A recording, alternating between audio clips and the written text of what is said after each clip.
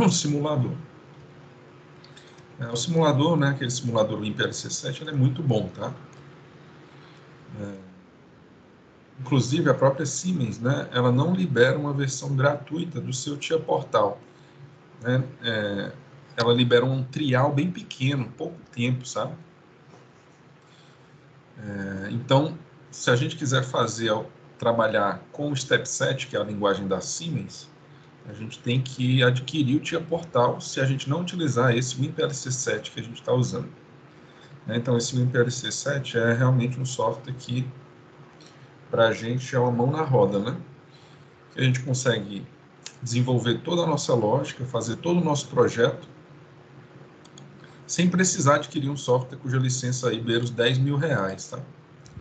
Uma licença, né? Que é o TIA Portal. Pessoal, mas é tão caro, por que o pessoal usa? Porque é Siemens, né? A Siemens tem uma muito boa reputação no mercado de automação. Então, as aplicações que utilizam os componentes, os CLPs e dispositivos da Siemens, né, eles têm uma confiabilidade muito grande. Tem processos muito, como é que eu posso dizer, muito importantes que são desenvolvidos pela Siemens. Esse software que é o que a gente está trabalhando, né, que é o WinPLC7, você consegue comprar a versão completa dele. E aí ele consegue programar também os CLPs físicos. Ele é utilizado na prática também, né? Só que aí você precisa da versão completa dele, que a versão completa dele vai habilitar você a interfacear com um dispositivo físico real. Essa versão, que é a VIPA 100, permite você interfacear com um dispositivo físico real também, mas é o CLP VIPA 100 que eles vendem, né? Então, se você quiser usar esse software com CLP real, aí você tem que comprar esse CLP VIPA 100, que é o que eles liberam, né, essa versão de software desbloqueada. Nas indústrias, o pessoal utiliza mesmo tanto o RS Logix, né, da Allen Bradley, como utiliza também o TIA Portal nas indústrias também, né.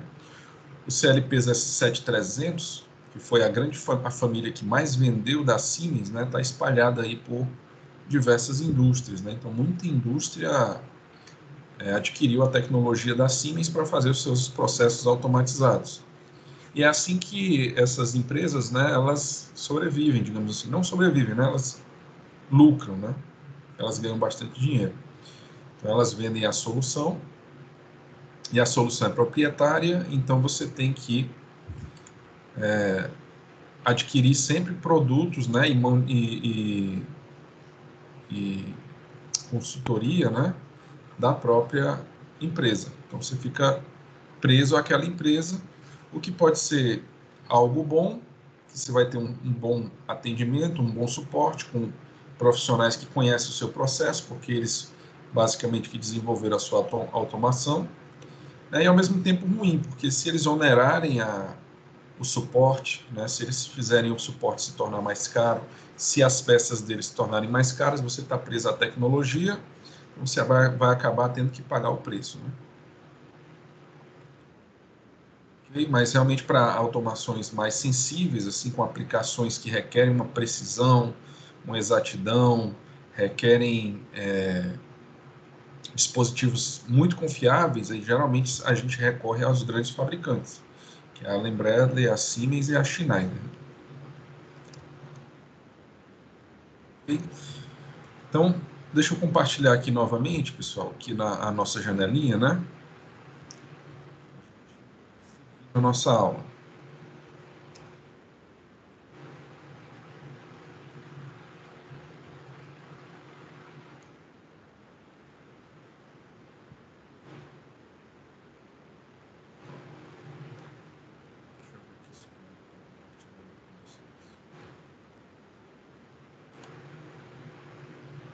Aqui. Então, pessoal, aula de número 6, parte 2, né? Então, a aula do CD. Eu acho que eu inverti lá na hora de colocar a gravação e eu chamei o AB de CD, aí eu tive que chamar o CD de AB para poder casar, né? Senão ia ficar dois AB, ou ia ficar dois CDs, né? Então, embora essa aula esteja acontecendo no CD, lá no vídeo do Teams vai aparecer AB lá. Então, a gente está falando aí de programação básica de CLP. Então, vamos ver aí a questão da organização da memória. É importante, quando a gente estiver trabalhando com CLP, a gente separar um pouco algumas informações, né? Para que a gente entenda o que está acontecendo. Então, a nossa memória... Opa, quer comentar? Começar a gravar, professor? Botei. Acho que eu botei, deixa eu ver aqui. Botei. Valeu. Vamos lá, né? Com relação à memória, né? A memória do CLP. Então, tem algumas áreas que já são divididas na memória do CLP, tá? A gente tem a memória, por exemplo, do próprio sistema operacional do CLP, a gente tem a memória do nosso programa, né, que está consumindo a memória do CLP, a gente tem a memória das funções internas do CLP, né? A gente tem a memória que o CLP aloca para as variáveis que a gente vai trabalhar dentro do programa. Então, tudo isso são divisões de memória dentro aí do CLP, né? Para que eu consiga acessar a memória, eu preciso usar um endereçamento. Então, os CLPs da Allen Bradley, por exemplo, eles usam um endereçamento baseado no RAC. Então, a localização física de onde estão os módulos, né? Módulo de entrada e saída, essa localização física no hardware vai ser o endereço que eu vou usar lá dentro do programa para as variáveis, né?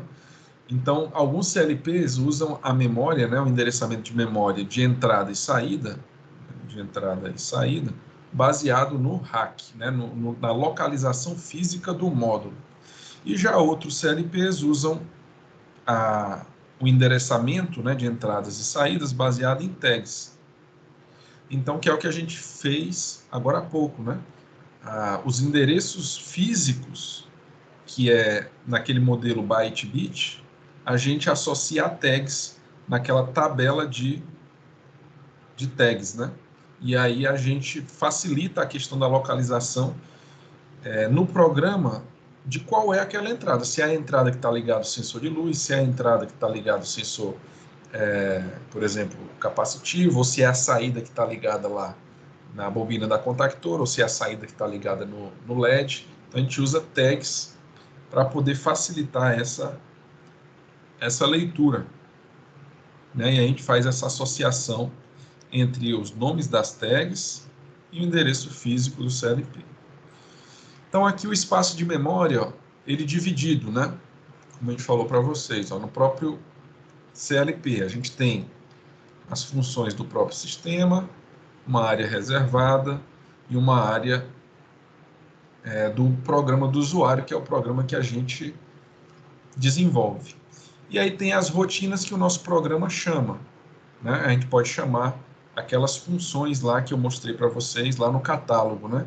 No lado esquerdo do IMPLC 7. Tem um catálogo, a gente pode puxar daquelas funções. Ok, então aqui é a área que fica os arquivos do programa, né? Do programa que a gente desenvolveu. Aí tem os arquivos de dados. Os arquivos de dados é onde vão ser armazenadas as informações dos dados que o meu programa está usando, né? Então, por exemplo, ó, a tabela de saída, a tabela de entrada, que eu vou já mostrar para vocês o que é essas tabelas, né? As variáveis de status, memórias de bit, memória de timer, memória de contador, né? Memória de salto de controle, memória de números, né? Se tiver comunicação em rede também precisa de memória, e aí vai. Então eu tenho esses espaços de memória, né, que eu posso dividir em dois grandes grupos, né, a memória do meu programa e a memória das variáveis que o meu programa vai utilizar. Por exemplo, aqui, ó, se eu desenvolvo esse programa aqui, ó, esse meu programa vai ficar armazenado na memória do programa do usuário, no espaço. Então eu vou ter um espaço, e esse espaço depende do CLP, né? O CLP tem um espaço fixo, né, em que você não pode exceder aquele tamanho, por isso que a gente comentou que é bom você fazer o seu projeto e simular ele antes de comprar o CLP físico, né? Porque você pode comprar um CLP mais ajustado à sua necessidade, né? Ou então com um pouco mais de espaço do que o que você precisa, caso você deseje expandir o seu programa no futuro. E aqui, ó, a parte dos arquivos de dados. Nos arquivos de dados, tem duas tabelas de imagem que são importantes, que é essas duas aqui. É a de imagem de saída e a de imagem de entrada. Por exemplo, aqui, ó, a tabela de saída. Eu vou explicar para vocês o que é, né? Certo? Mas aqui é aquela parte só das variáveis, tá vendo? Bom, aqui, ó, eu vou já explicar essas duas aqui para vocês, que são as que eu considero mais importantes, por a gente usar muito entrada e saída discreta no CLP. A gente usa muito entrada e saída discreta. O que é entrada e saída discreta? É aquela que a gente ou ativa ou desativa, ou está ligado ou desligado, ou está on ou off, né? É discreto, é 0 ou é 1. Então, eu vou explicar melhor essas duas já para vocês. O endereçamento, né, que foi o que a gente viu, que cada entrada tem que estar associada a um endereço físico, né? Se for os CLPs da Allen Bradley, aí esse endereço físico é baseado no RAC, né? Ó. Então, aqui o módulo de entrada da Allen Bradley chama de I. E aí tem aqui, ó, um endereçamento que é baseado na localização física desse módulo de entrada. A saída ele usa O mesmo, e aqui o endereçamento físico de onde está essa saída. No caso da Siemens, né, a gente viu que a gente usa assim, ó, entrada é I, aí você coloca o número do byte, aí bota um ponto e o número do bit. Assim que eu coloco entradas, né? Então, as entradas têm esse modelo de endereçamento. As saídas no meu CLP lá no nosso simulador, o IMPLC7, elas são endereçadas assim, ó, que, né, byte, ponto, bit. Então, dependendo de em qual byte está a minha saída, em qual bit, esse vai ser o endereço, né, dessa saída. Tem um terceiro tipo de variável que também é muito importante, que é o de memória interna. O de memória. Então, é o m byte, ponto, bit. Professor, quando é que eu vou usar esse tipo de variável de memória? Né? Por exemplo, M3.1, M0.5, M, sei lá, 1.0. Quando é que eu vou usar esse tipo de endereço se, de memória não está associada nem a uma entrada e nem a uma saída? É quando você precisa armazenar variáveis dentro do seu programa que justamente não estejam ligadas a nenhum sensor e nenhum atuador. Você precisa daquela informação no seu programa, mas é uma informação que não está ligada a nenhum endereço físico fora do CLP. Aí você usa esse tipo de variável, mbyte.bit. E segue a mesma lógica das entradas e saídas, né? Então, os bits, eles podem variar de 0 até 7, né? Dependendo do byte que você está. Então, você está no byte 0, aí tem 0.0, 0 até o 0.7. Então, é assim que a gente vai trabalhar o endereçamento, né? Então, I de input, entrada, Q de output, saída, e M de memória interna. Vamos mostrar aqui, ó, como é que fica, né? A memória de entrada e a memória de saída lá no IMPLC7. Então, deixa eu compartilhar com vocês aquela nossa aplicação, para vocês verem onde é que encontra essas memórias, como é que você enxerga essas memórias no simulador. Então, deixa eu compartilhar a janela com vocês aqui. Vou botar a área de trabalho, fica melhor. Então, está aqui o IMPLC7, naquela aplicação que a gente tinha desenvolvido, né? Eu vou sincronizar.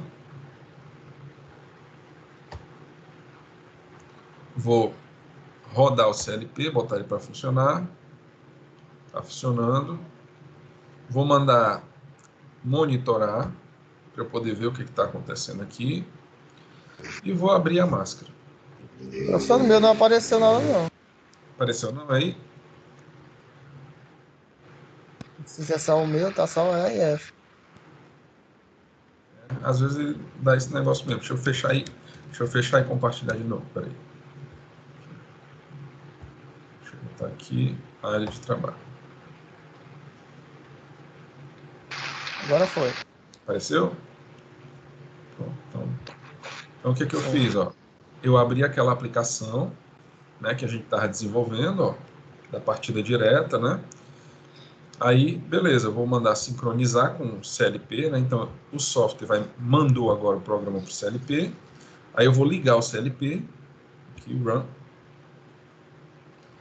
Vou mandar monitorar, não,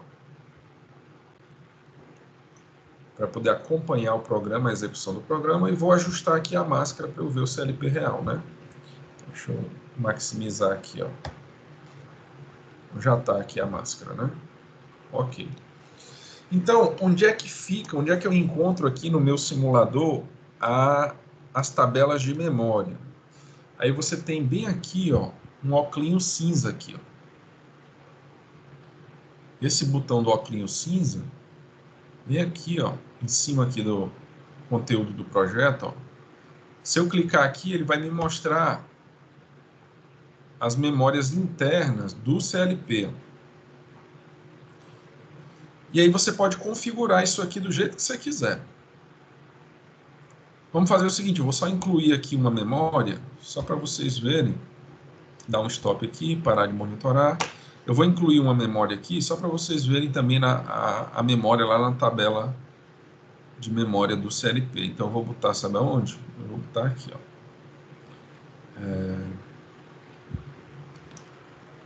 Então, o contato aberto aqui vai ser o M0.0, a memória interna. Eu vou colocar aqui na tabela, ó, o M0.0 vai ser só uma memória. Aí salvo aqui, vai aparecer a memória aqui. Pronto, editei o meu programa, sincronizei, ó. Rodei o CLP para executar esse programa. Aí eu vou em monitorar. Aí ele já está monitorando aqui o meu programa. Nossa máscara está aqui. Aqui a máscara. Mas eu vou trabalhar por aqui, ó. Então vamos lá. Observe, ó. Esse aqui é o botão de Start, né? Esse, na verdade, não é um botão aqui, tá? Aqui é um contato dentro do CLP do meu programa. Esse contato vai receber a informação de um botão que está fora do CLP. Se a pessoa fora do CLP aperta o botão de Start, aí o meu CLP vai receber a informação e aí vai comutar esse contato aqui, ó. Esse contato fechou, permitindo a continuidade, ó. Então, meu motor ligou, né, ó. Olha como já mudou aqui a memória, ó. Observe aqui nesse retângulo, deixa eu botar aqui a lupa. Faz acontecer alguma coisa aqui, que alguém... Tem um barulho estranho aqui. Ó, vou botar a lupa, ó. Então aqui, o que nós temos, né? Aqui, ó, é a imagem a tabela de imagem de entrada, né? E, ó, do byte 0. Então, entrada no byte 0. O que eu estou usando do byte 0? O botão de Start, né? Eu acabei de ligar, ó. O botão de Start. O botão do Start, ele é qual? Ele é a entrada em 0.2. Então, se você olhar aqui, ó, nessa memória aqui do CLP, a input, ó, e no byte 0, o bit 2 está ligado, tá vendo? Tá vermelho. Ó. Por quê? Porque aqui o meu botão de Start, ele foi acionado. E aí, o CLP recebeu essa informação aqui, ó, na memória interna dele, a partir dessa entrada que veio de fora do CLP. Então, essa informação tem que ser armazenada em algum lugar dentro do CLP. E é aqui na tabela de memória interna. Então, aqui. Aí, observe ó, que o meu motor ligou, né? Ó. Então, a memória de saída do CLP foi atualizada para ligar o motor. E aqui eu consigo ver ó, que o Q, né, ó, que é a saída no byte 0, o bit 0 ligou, ó, que é justamente aonde está ligado o meu motor. Aí, ó, eu posso ligar aqui a memória. Ó. Então, eu vou só mostrar aqui, ó, memória, eu vou ligar ela. Memória está acionada, tá vendo que ela ficou rosa? Se eu vier aqui, ó, na memória interna, ó, memória, que é o M, né? Byte 0. Então, no byte 0, no bit 0, a memória está acionada. Ó. Eu acabei de acionar a memória aqui, e na memória interna do CLP, consta que essa informação está lá. Isso aqui é como se fosse todas as memórias que tem dentro do CLP. Ó. Tem memória para timer. Então, se eu usar o timer T1, eu vou conseguir acompanhar o temporizador contando aqui, ó, horas, minutos, segundos, milissegundos. Se eu estiver usando o timer T2, eu vou conseguir acompanhar a contagem do tempo aqui, ó. Memórias internas, ó. Entradas e saídas. Aqui a saída Q no byte 124, Q do byte 125. Então aqui é onde eu enxergo, ó, nesse óculos aqui, né? Ó, é onde eu enxergo a memória interna do CLP, tá? Então eu consigo, até se eu clicar com o botão direito, eu consigo adicionar outras variáveis que eu quiser. É só eu clicar aqui em configurar. Aí eu posso adicionar na linha 1 ou na linha 2 outras variáveis. Digamos que eu esteja usando o temporizador T10. Estou usando um temporizador T10. Aí eu venho aqui, ó, boto T10, meu temporizador de número 10. Aí ele já apareceu aqui, ó, T10. Eu consigo acompanhar a memória interna do CLP fazendo a contagem no temporizador 10. Então é muito útil esse botão aqui do óculos quando eu quiser ver como o CLP está recebendo as informações internamente dentro da memória dele. Eu vou tirar aqui. Muito bem. Aqui agora, deixa eu tirar essa lupa. A gente viu aí onde é que a gente encontra a memória interna no simulador. Vamos. Então é lá naquele óculos cinza, né? No IMPLC7. A gente vê a memória interna do CLP, tá? Então, a tabela de imagem de entrada, Input Image Table, né? É a tabela de imagem de entrada, armazena os estados das entradas discretas. Então, quem não entendeu no que eu expliquei ali, vai ficar mais claro agora. Ó. Vocês estão conseguindo ver essa figura? Sim. Pronto. Ó. Então, aqui está mais fácil de enxergar. Ó. Esse aqui é o módulo de entrada. É o módulo de entrada do CLP, onde eu vou ligar os meus sensores. Então, eu tenho aqui ó, uma chave aberta e uma chave fechada. Está ligado aqui ó, numa entrada né, ó, do CLP. E aqui essa outra chave está ligada em outra entrada do CLP.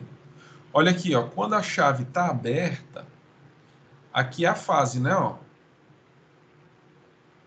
Então, a chave aberta, a tensão não chega aqui na entrada, né?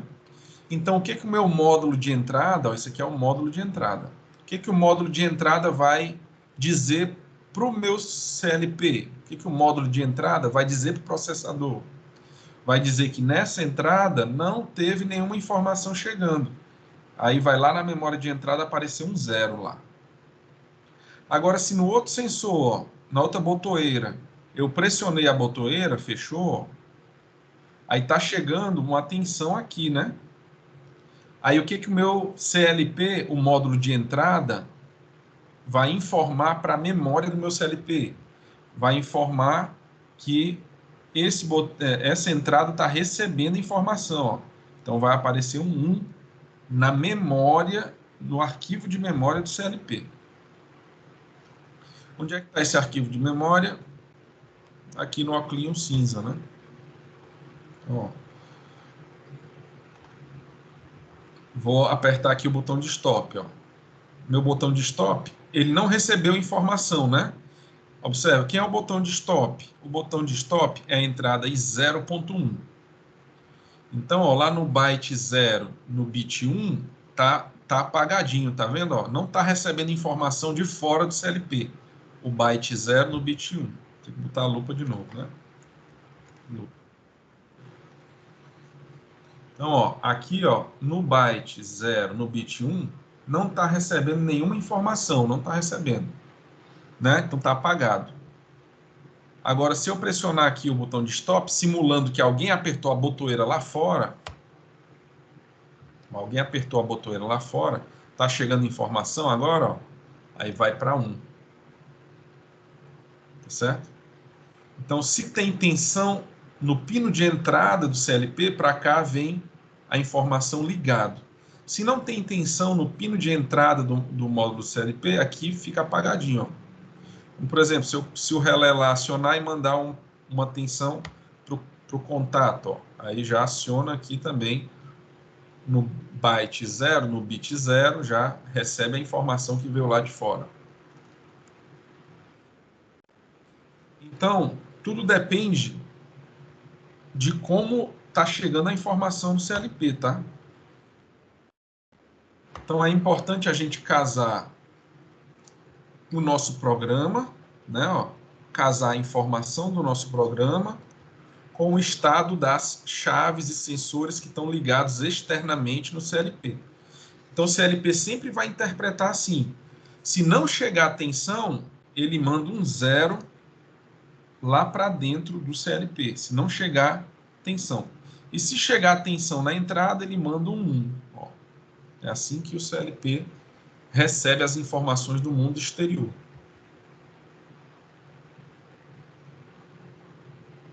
Ok? Então, isso aqui, pessoal, pode causar alguns enganos, sabe? Então, por exemplo, aqui, deixa eu já mostrar um engano aqui para vocês, tá? Aqui eu fiz esse programa sem me preocupar com os dispositivos externos, né? Sem me preocupar com os dispositivos externos. Mas, por exemplo, para eu usar esse contato fechado como botão de stop, eu preciso que o botão de fora do CLP seja um botão aberto. Porque ele estando aberto, vai 0, né? E aí, se vai 0, esse contato continua fechado. E aí eu tenho continuidade. Quando eu pressionar o botão, aí vai 1. Vai 1, ele comuta, aí abre. Aí que ele interrompe o circuito. Aqui no caso, né? Então eu tenho que tomar cuidado com isso, né? O meu contato aqui, ele tem que estar casado com o tipo de botão ou tipo de sensor que tem lá fora do CLP. Professor, e se eu não me ligar nisso e botar qualquer um? Aí você, quando você estiver monitorando o programa, você vai ver que a informação que está vindo lá do CLP, está vindo lá de fora do CLP, está sendo interpretada incorretamente dentro. Aí você consegue corrigir o problema, né? Então, ainda que você não se preocupe a priori se era um contato aberto ou fechado que você tinha que colocar, quando você botar para monitorar e fizer os testes, aí você vai ver que tem alguma coisa errada, aí você vai corrigir o seu programa. Então, você pode já projetar correto, você pode corrigir depois, né? Você vai perceber que o programa não vai estar funcionando corretamente. A imagem de entrada, né? Então, a gente acabou de simular isso aí. Eu vou tirar aqui as informações vindo lá de fora. Aí ele vai apagando aqui, né? E acendendo. Então, o que vem de fora do CLP é recebido para dentro do CLP nessas tabelas de memória aqui, que a gente acessa por esse óculos aqui. Ó. Então, eu tiro, coloco. E eu posso adicionar o que eu quiser aqui para monitorar. Né? Basta clicar com o botão direito e clicar em configurar. Tá. Então, temos também a tabela de imagem de saída. Então, olha, observe aqui, ó, o meu programa executou, né? Está executando aqui, eu vou apertar o Start. Ó. Aí, a saída foi atualizada. Ó. Ela era 0 e foi para 1, motor. Ó. Deixa eu desativar aqui. Ó. era 0, né? Ó. Aqui, ó, o Q do byte 0, bit 0, tá apagado, né? Quando eu botar para ligar, aqui, deixa eu desativar esse, ó. Quando eu botar para ligar, aí ele vai acender, né? Ó, o bit 0 acendeu. Ou seja, o meu programa ele executa, aí é atualizada a memória de saída, e essa memória de saída é que vai atualizar, ligar ou desligar o dispositivo de saída que está no campo. Que é o que está acontecendo aqui. O meu programa executou, aí a informação vai lá para a tabela de saída, de imagem de saída, que é essa tabela aqui. Ó. Aí dessa tabela de saída é que o módulo de saída, o módulo... Opa! Apertei sem querer aqui.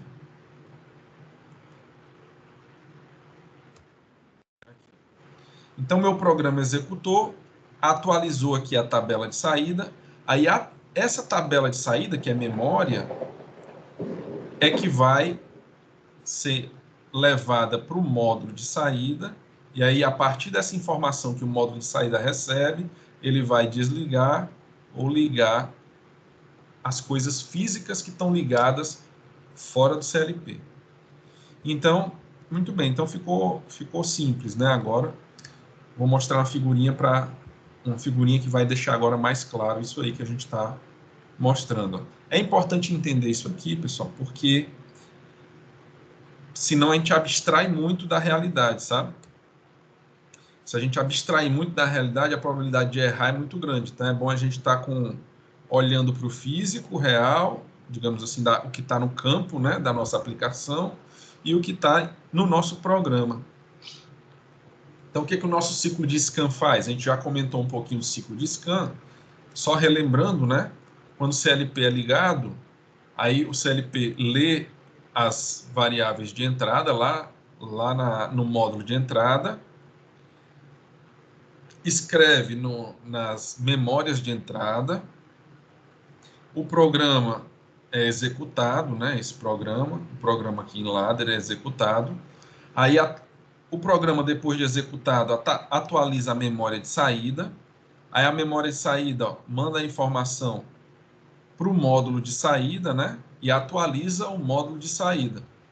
Aí tem algumas rotinas internas do próprio CLP. Uma delas é a contagem do ciclo de scan, mandar alguma informação para outro CLP, e começa de novo o ciclo de scan, né? Esse ciclo de scan a gente já falou que pode ser mais rápido ou mais devagar, dependendo do tamanho do seu programa, né? E a gente consegue avaliar o tempo com que o CLP está fazendo esse ciclo de scan. No nosso simulador, esse tempo é visto aqui, ó. PLC Cyclic Time. Então, deixa eu botar aqui a lupa de novo, para mostrar aqui, ó. Então, aqui mostra o nosso ciclo de scan, ó. Aqui no CPU Control Center. Então, tem, ó, o ciclo de scan mais curto foi 6 milissegundos, o atual 6 milissegundos, o ciclo de scan mais longo foi 77 milissegundos, que deve ter sido naquela hora que eu saí mudando as entradas e saídas, né? E aí ele demorou mais para finalizar o ciclo de scan. Então aqui, ó, eu consigo perceber a velocidade aqui do meu programa, né? Então eu tenho que adquirir um CLP, né? Que ele consiga ser, no mínimo, tão rápido quanto esse aqui, né? Tá. Deixa eu fechar aqui essa lupa de novo. Então, a gente viu lá no nosso simulador onde é que a gente vê o tempo de scan. Então, esse tempo de scan é uma informação importante. Pronto, aqui vai resumir, ó, o que a gente estava falando sobre entrada, processamento e saída. Ó.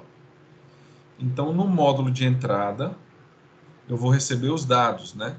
Esses dados de fora do CLP vão para dentro do CLP no arquivo de imagem de entrada. Né? Então, foi para a memória. Aí, esse arquivo, né, de imagem de entrada, quando o programa for executar, ele vai substituir essas entradas em cada um das instruções que você botou no seu programa. Então, por exemplo, se essa entrada aqui, que é um contato aberto, recebeu um nível lógico alto lá de fora, então ela vai fechar, vai comutar. Se esse contato, que é normalmente fechado, recebeu um nível lógico alto lá de fora, ele vai abrir, né? Se esse contato aqui, ó, receber um nível lógico 0 lá de fora, então ele vai se manter aberto. Se ele receber um nível lógico 1 lá de fora, ele fecha. Aí, beleza. É realizada aqui a análise do programa. Se as saídas são atualizadas, essa informação de saída não vai direto para o módulo de saída, não. Vai para a memória de saída do CLP. Ó. E aí a memória de saída do CLP é que vai mandar para o módulo de saída, e o módulo de saída vai ligar e desligar as cargas que tiver lá fora, né? Lá fora do CLP. Ok? Então, é nessa lógica aí. Ó. Aqui mostrando fisicamente, né? Esse processo.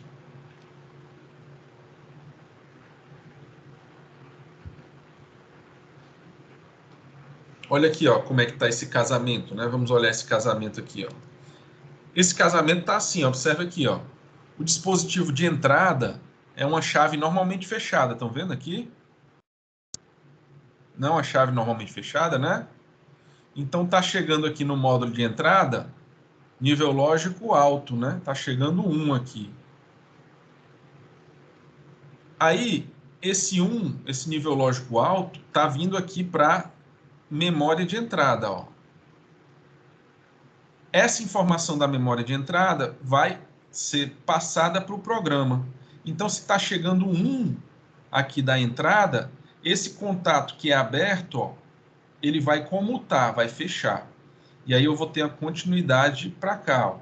E aí o meu programa vai verificar que essa saída aqui tem que ser ligada, porque está tendo continuidade da esquerda para a direita. Ó. Eu estou ligando essa bobina aqui. Aí essa informação de que a bobina foi ligada vai lá para a memória de saída, que ainda é dentro do CLP. Aí o meu módulo de saída vai receber essa informação da memória do CLP, e aí, como é para ligar, vai fechar aqui o 1, né, vai mandar um 1 para a saída daquele endereço, ligando aqui o dispositivo de saída. Então, é assim que o CLP trabalha, tá, pessoal? É assim que o CLP trabalha. Ficou mais claro agora? Essa parte aí do funcionamento do CLP? Alguma dúvida nesse processo, pessoal?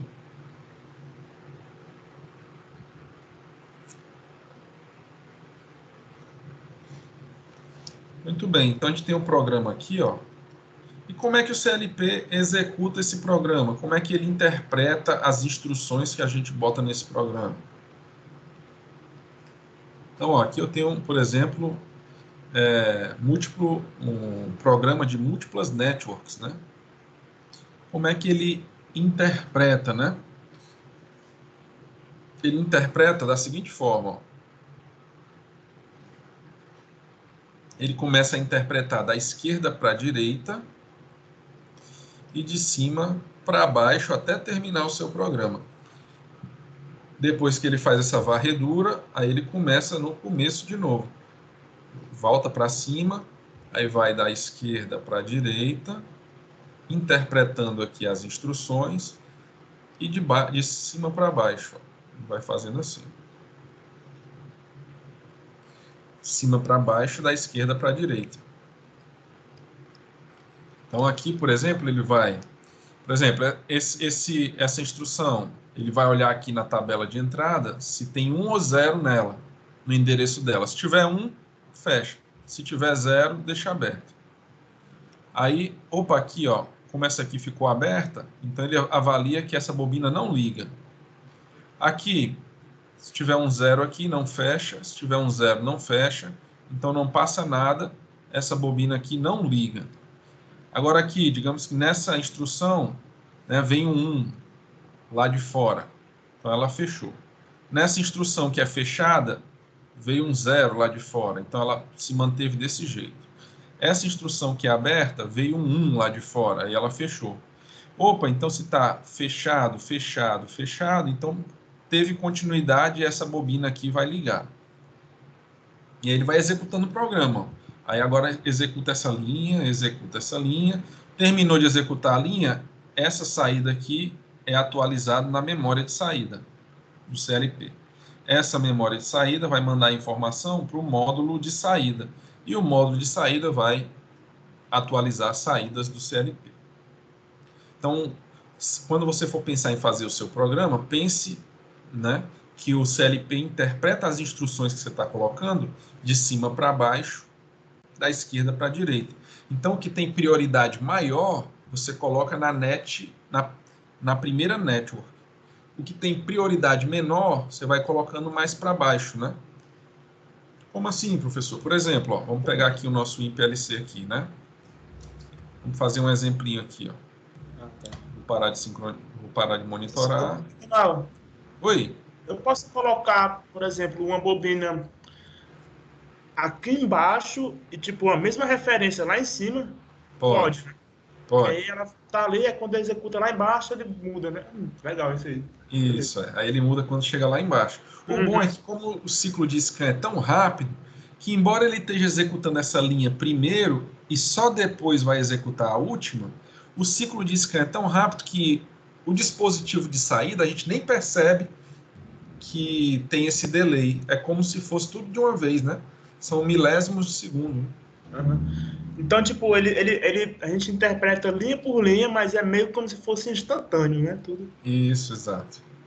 Exatamente. Mas, ó, vamos fazer aqui um exemplo. Eu vou fechar esse aqui, ó, essa solução, eu vou criar uma nova.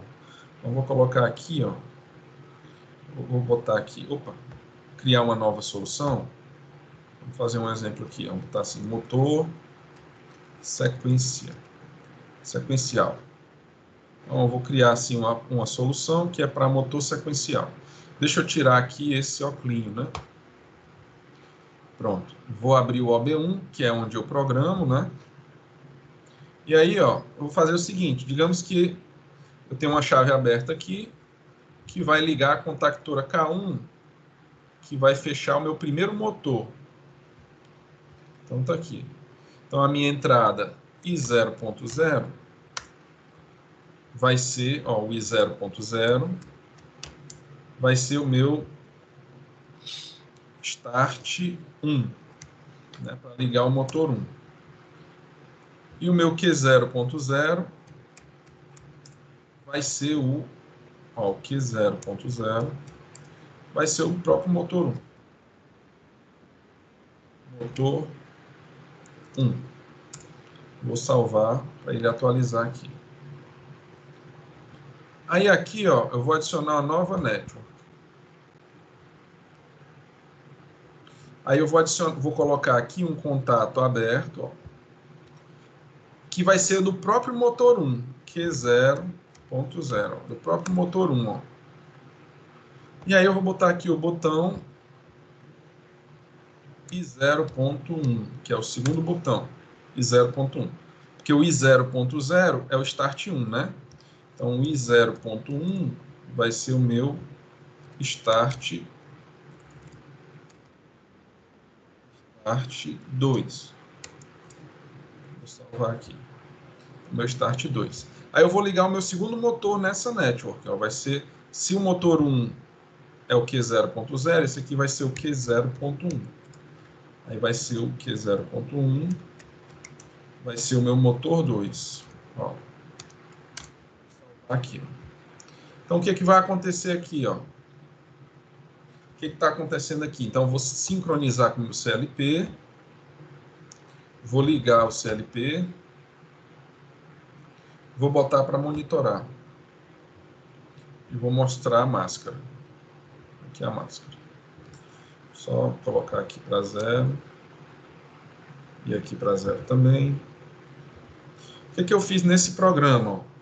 Nesse programa, o meu motor 1 eu posso ligar a hora que eu quiser. Basta eu apertar a botoeira Start 1. Ó.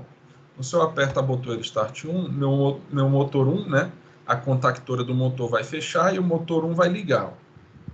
Se eu desligar também a botoeira, o motor desliga, porque eu não botei nenhum selo aqui, tá vendo? Ó? Então, se eu ligar uma chave seletora, eu ligo o motor. Se eu desligar, eu desligo o motor. Se eu quiser ligar o motor 2, ó, o motor 2, para ele ser ligado, eu preciso, além de apertar o Start 2, eu preciso que o motor 1 esteja ligado, tá vendo? Ó, eu vou tentar ligar o motor 2 sem ligar o motor 1, ó. O motor 2 não liga, porque o Start 2 ligou, mas o motor 1 está desligado, tá vendo? Ó? Então eu só posso ligar o motor 2 nessa lógica se o motor 1 já estiver ligado. É como se fosse sequencial. Né? Eu tenho que ligar o motor 1 e só depois do motor 1 é que eu posso ligar o motor 2. Mas, ó, digamos que eu tenha ligado aqui o meu motor 1, né? Então, liguei o meu motor 1. Agora, o contato que era aberto aqui do motor 1 fechou, né? Então, eu estou tendo continuidade aqui, ó. E agora, se eu quiser ligar o motor 2, eu posso, ó. E aí o motor 2 liga.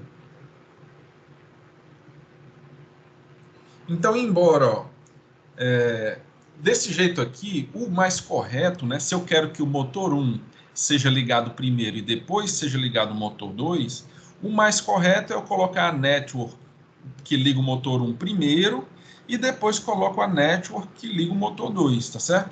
É o mais correto. Embora a gente saiba que se eu inverter essas duas networks, ele faz esse ciclo de execução o tempo todo, eu que estou fora não vou perceber, mas o programa vai se comportar do mesmo jeito. Ó. Embora seja por questões de deixar o programa legível, né? É melhor você botar essa network do motor 1 primeiro e depois botar a network do motor 2. Mas, então, vou até parar aqui, ó. Parar. Vou deixar de monitorar e vou inverter aqui agora, ó. Ver se eu consigo inverter assim. Eu vou colapsar aqui, ó. Cadê o colapso? Aqui. Colapsar é minimizar as duas, né? Deixa eu ver se eu consigo só mover. Acho que ele não deixa, né? Deixa eu ver se ele deixa. Acho que ele não deixa, não. Eu teria que deletar essa aqui. Eu vou deletar essa net, ó. Para deletar uma net, é só clicar no X, ó. Deleta a net. E aí eu tenho aqui a net do motor 2 e vou acrescentar embaixo a net do motor 1 de novo, ó. Então, vou colocar aqui. O botão Start 1, né? O botão aberto. É o I0.0. Vocês vão ver que ele vai funcionar do mesmo jeito. 0.0. Opa, eu fiz besteira aqui, ó. Isso aqui é o motor 2, né? Motor 2. Então aqui, ó. É o I0.0, né? E aqui o motor 1. Botar uma bobina para ele, ó. Motor 1 é o Q0.0. Pronto. Observe, eu coloquei de uma maneira ilógica aqui. Ilógica, né? Eu quero que ligue primeiro o 1 e depois o 2, e eu acrescentei a net primeiro do 2 para depois a net do 1. Mas vai funcionar do mesmo jeito, porque esse programa é executado ciclicamente, né?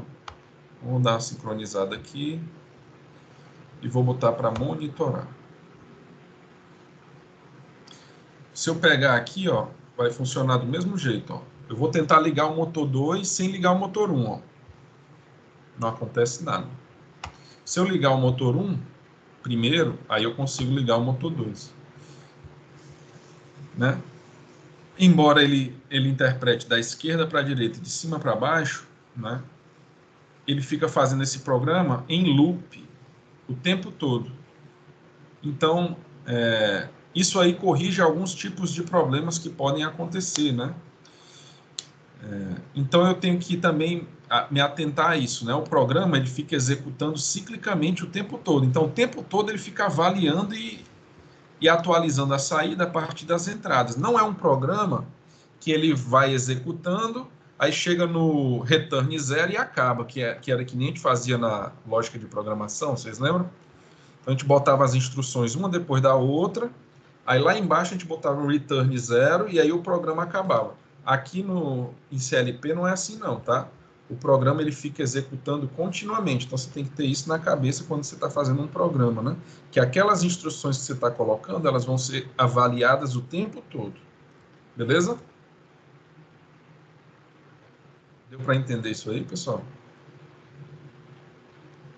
Então pronto, essa é uma informação importante, tá? Às vezes, alguns programas dão bug porque a gente esquece disso aqui, ó. Quando acontecer com vocês, né, que vocês estiverem fazendo o projeto, aí a gente vai verificar, porque sempre acontece isso, tá? Bugs de programa em ladder, por conta que a gente esquece dessa sequência aqui. Esquerda para direita, cima para baixo. Tá bom? Mas aí só na hora que estiver debugando é que a gente vai perceber isso. Bom, e as linguagens de programação para CLP, né? Vocês aqui. Então eu tenho aqui, ó, vou parar aqui o CLP, vou parar de monitorar também. Aqui é uma instrução simples, ó. Então eu tenho, deixa eu botar a network do motor 1 aqui, ó. Eu tenho, ó, um contato aberto que vem de um botão de liga fora do CLP e tem uma bobina que vai para uma contactora fora do CLP, né? Então se eu ligar a botoeira, a contactora liga, ligando o motor.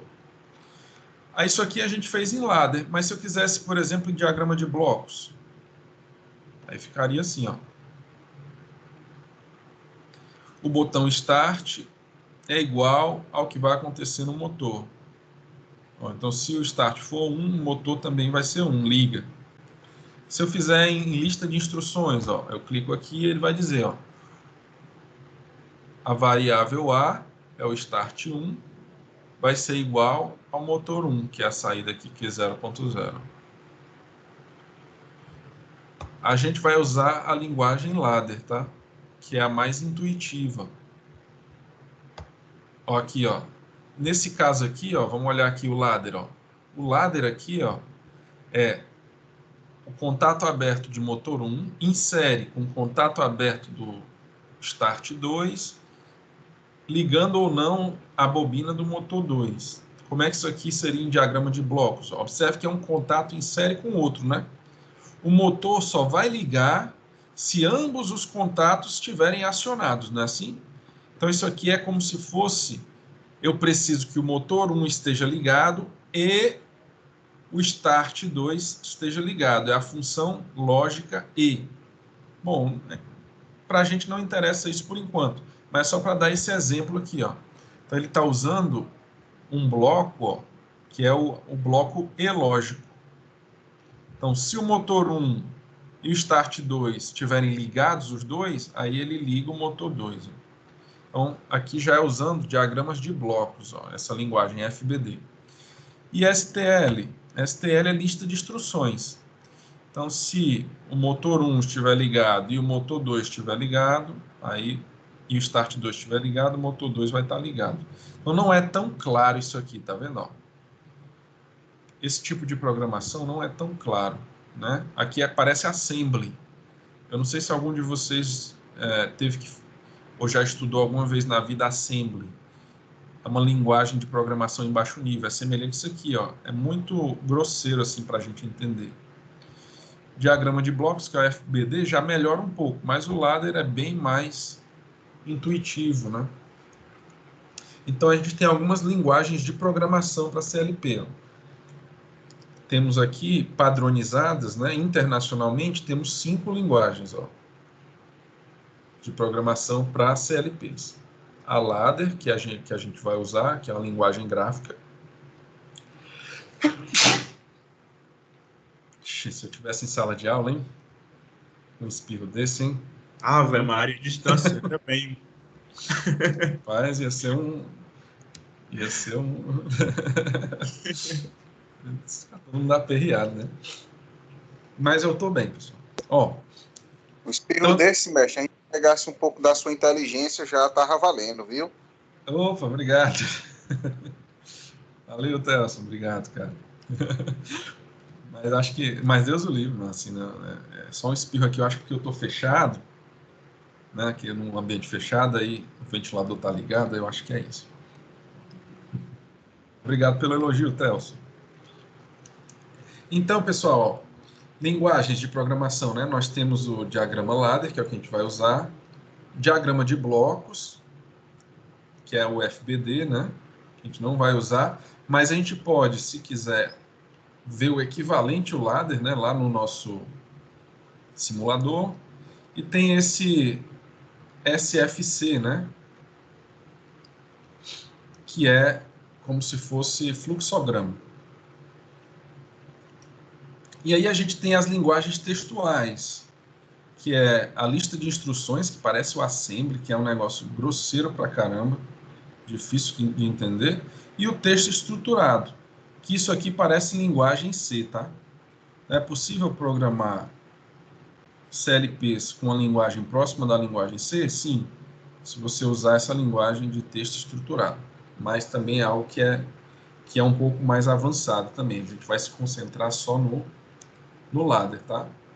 Então, aqui um exemplo, ó, de programação em ladder. Aqui, em lista de instruções, ó, só um exemplo mesmo. Ó. Esse programa aqui em ladder, né, ó, em lista de instruções ficaria assim.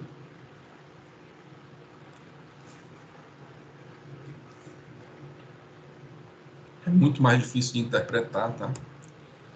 Diagrama de blocos. Ó.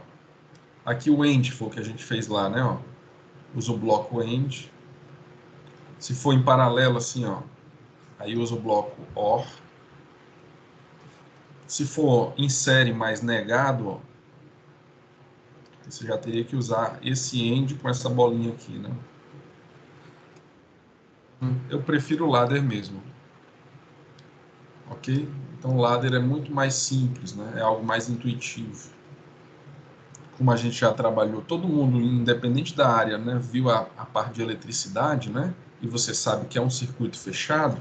Então em ladder, você sabe que para isso aqui ligar, o circuito tem que estar fechado aqui da entrada, né? Ó, da fase para cá, para o neutro, né? Então, se o circuito estiver fechado, ó, essa chave fecha, a corrente passa. Se essa chave fecha, a corrente passa. Aí eu ligo aqui essa saída, né? Então, é muito mais intuitivo, né? Basta você saber a noção de circuito aberto e circuito fechado. Então, se tiver continuidade do lado esquerdo para o lado direito, você tem um circuito fechado, né? E aí o dispositivo de saída ele é acionado. E aqui é o SFC, ó. O SFC parece fluxograma, né? Então você tem esse passo que tem que executar essa ação, depois faz esse passo. Ou seja, é para um nível maior, né? Todo mundo começa a programação de CLPs com ladder. Aí depois você vai precisando de funções mais melhoradas, né? Você precisa de uma necessidade de mudar mais o programa, né? Aí você usa uma outra linguagem, mas vamos começar mesmo com o ladder. E aqui um exemplo do que parece a linguagem C, né? Que é o texto estruturado. Então você tem já estruturas como o if, ó, o else, né? São parecidas lá com linguagem de programação de alto nível.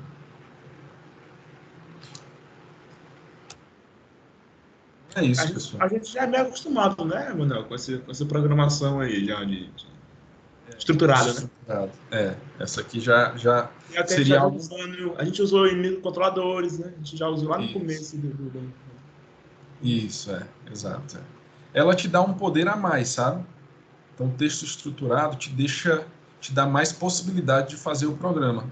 Só que no nosso aqui, simulador, essa linguagem não está disponível. Ou tá, essa aqui mesmo, né? Não, está disponível, sim. É STL, não. Mas é muito... Instruction list, essa aqui, ó. Essa STL é a instruction list, né? Então não está não disponível para nós, viu? Essa linguagem animada, ela é muito intuitiva. A gente, né? Fica bem fácil de você colocar no programa para rodar para o que você quer, né? Eu acho, não sei. Vamos ver na hora de fazer. Não, fica assim. Fica assim. Eu vou fazer o seguinte, pessoal. Agora que a gente já está entrando aqui no...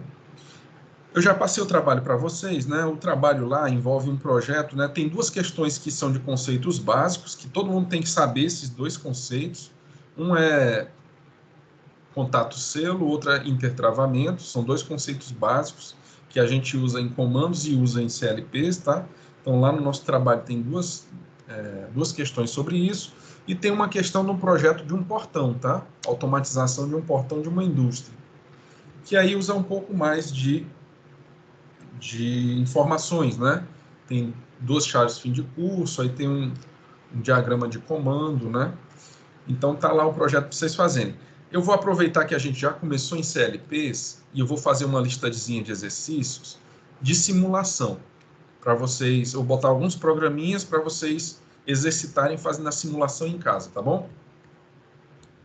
Aí, Emanuel, esse trabalho da V1 é só no CAD de cima mesmo, né? Por enquanto. Só no CAD cima, isso. Aí aquele lá é só realmente para os conceitos de base, né? Só no CAD cima mesmo. Beleza, Eric? Show de bola. Tranquilo, pessoal. Então, temos 5 minutos. Vocês têm alguma dúvida? Querem comentar alguma coisa? Perguntar?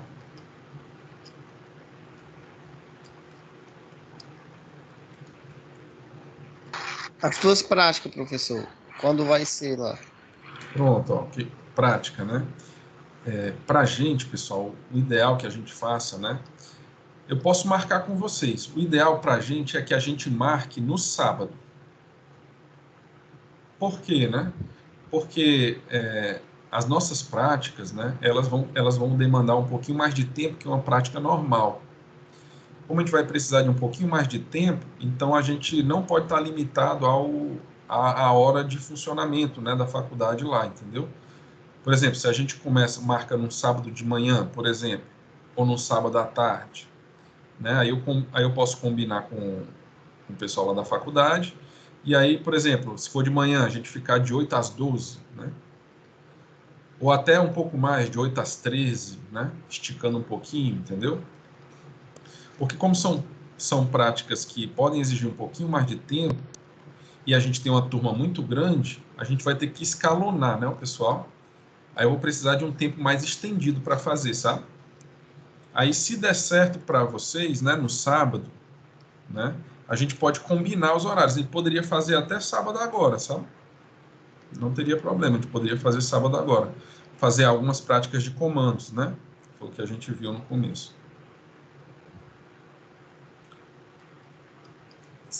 Assim, a gente pode também deixar para fazer um pouco mais para frente.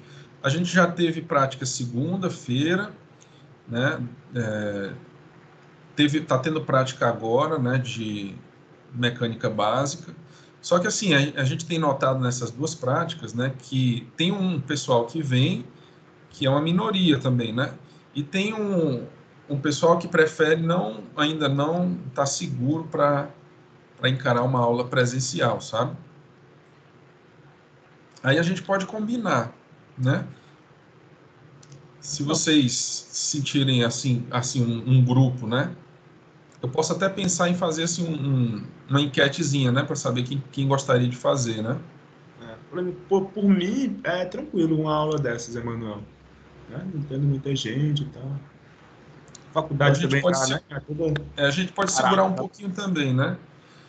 Assim, eu vou fazer o seguinte, eu vou criar uma enquete, né? E aí essa enquete eu compartilho com vocês, tá bom? Para a gente ver como é que a gente vai poder fazer. Porque se da nossa turma grande for uma quantidade não tão grande de pessoas, né? Porque, por exemplo, meus filhos, né? Eles foram perguntados se queriam voltar. Eu, particularmente, não quero, sabe? Então, meus filhos estão ficando aqui no remoto mesmo, aqui em casa. Porque ainda estão descobrindo algumas coisas desse vírus, né? Mas no nosso caso, a gente vai trabalhar lá com distanciamento, seguindo todos os protocolos. Então, não é questão de risco de pegar, é mais a questão da pessoa mesmo se sentir segura para ir, sabe? Então, os protocolos todos vão ser seguidos, lógico. Estão sendo seguidos desde segunda-feira, ontem, né? Hoje está também. Mas dá para a gente combinar no sábado agora. Se eu vou só fazer um enquetezinho no Google, aí eu mando por vocês por mensagem, tá certo? Eu mando a mensagem no portal com um link, aí vocês respondem para mim. Pode ser assim? Tá certo. Pode ser. Beleza, pode ser, dá certo. Tranquilo. Beleza, aí dependendo de como é essa resposta, aí na próxima aula, então vamos combinar já que nesse sábado não vai ter, né? Porque senão não dá tempo, né? Porque senão todo mundo vai ficar na dúvida, vai ter ou não vai, né? Então a gente já fecha que nesse não vai ter, eu vou fazer uma enquete para esse sábado no outro, se dá certo, tá bom? E aí eu vou botar lá uma pergunta se você prefere de manhã ou de tarde, que aí a gente vem nos dois horários, não tem problema. Quem não puder de manhã porque trabalha até meio-dia, a gente pode fazer à tarde também, tá certo? Tranquilo, professor. Tá bom. Valeu. Beleza, pessoal. Então, até a próxima, viu? Tchau, tchau. Boa continuidade de semana aí para vocês. Valeu, Valeu, tchau, tchau. professor. Boa noite. Boa noite. Boa noite. Boa noite.